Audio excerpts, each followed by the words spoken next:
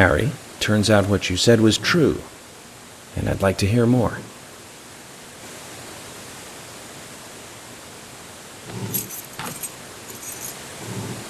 York, as you know, there's a powerful mystery surrounding these seeds. You've seen them at those other murders that took place elsewhere. And you've seen them deeply involved with the murders in this town as well. That's right. But how do you know all this? York, you must be younger than you look.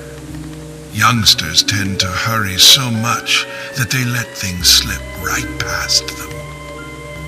What you need to do is slow this down a bit. That way you'll see what's really important. Let me tell you a story. 50 years ago, when the war was over, just about when the communist Red started to become a rising threat, our town constructed a huge clock tower. Then, soon afterwards, a serial killer wearing a red raincoat went on a killing spree. The legend of the Raincoat Killer? Stop playing games with me, Harry. That's nothing more than folklore. The FBI has no such record of a multiple homicide case in this town. York, Anna, Becky, and now Diane. Their deaths are real, not folklore, not legend. The Raincoat Killer is also real. But under a strict gag order, the mass murder case was never made public. In fact, one could say that it was completely erased from history. Tell me, who do you think would be able to do something like that? The military. Very good. A model student. But if there are no records about it, then how do you know it really happened? Good question, York. Why would I know this? The answer is very simple. I was there. I saw it with my own eyes. The brutal killer himself. But we can talk about the details of that encounter another time. What we need to talk about is your Raincoat Killer. The new Raincoat Killer, if you will. new raincoat killer. Yes, let's call him that. After all, he's not the real one. What you want to know more about is the new one. Between 10 and 20 years ago, I noticed that these red seeds were special, and someone else did too. The human imagination can lead to tragedy sometimes. Someone linked the red seeds to the serial killer legend and said, if you eat the red seeds and then kill someone, you will become immortal. This new fabricated legend was passed on from one to the next, evolving and changing every time, like a rumor. Some may have actually taken the seeds to try them out, to prove the legend, that is. York, the red seeds you have found from those other murders, they all came from this town, together with that one evil rumor. People on the other side of the planet may have heard of it by now, and new seeds might be growing in different parts of the world.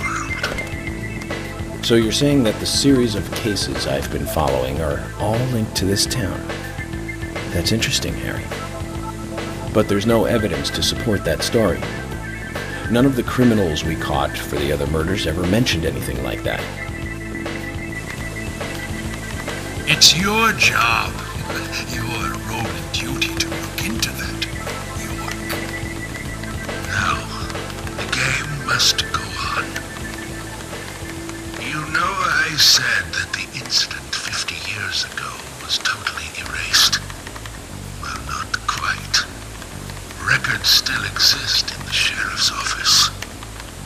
The old sheriff back then hated the military and did his own investigation. I need you to bring those documents here to me. Once you've done that, I'll tell you everything I know.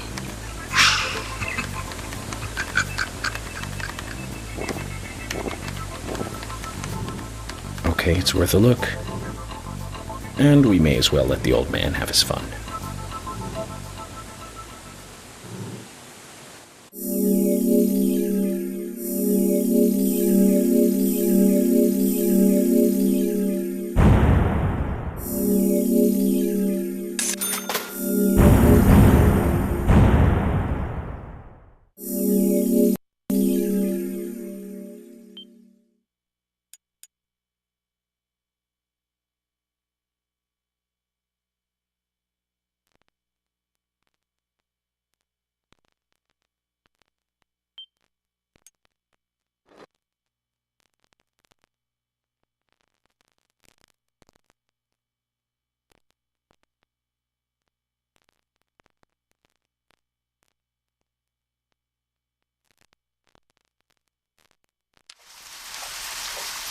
Documents from a case that happened 50 years ago. Let's play along with the old man for a little longer, shall we? Zach, that means we need to head for the sheriff's department.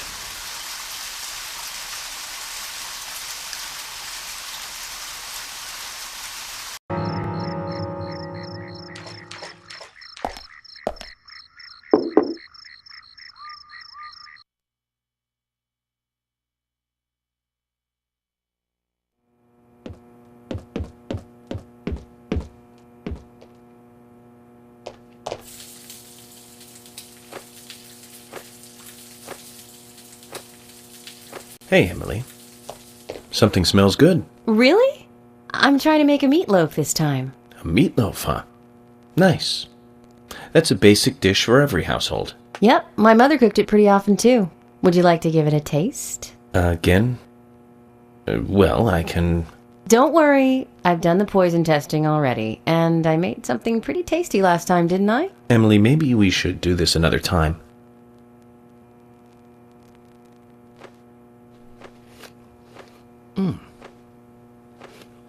So, how's it taste?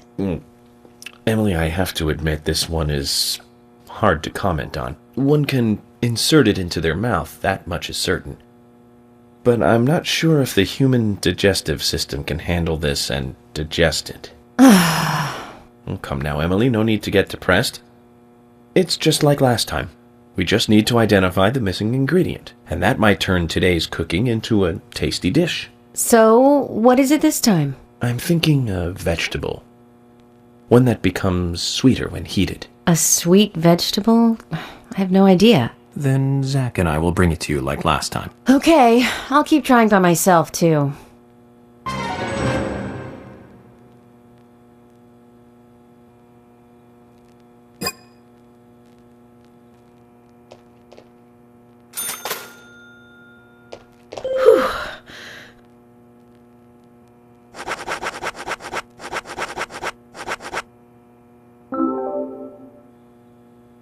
Emily, the answer is onion. Onion?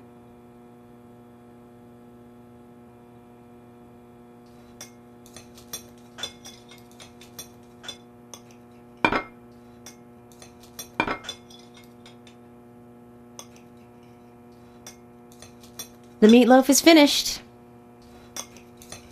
And it tastes good, too.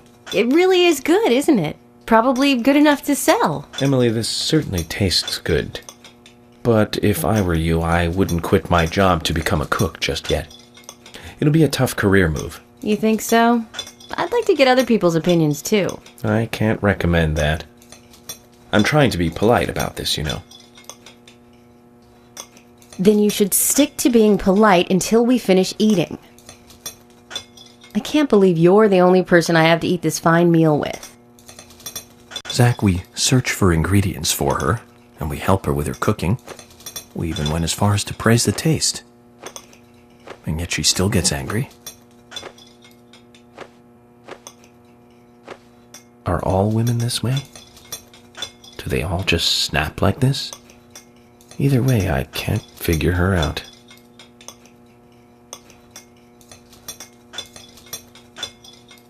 Agent York, I'm sorry if I got a little emotional on you. But I'm glad I was able to make a good meal today. I know this isn't much, but please, I want you to have it.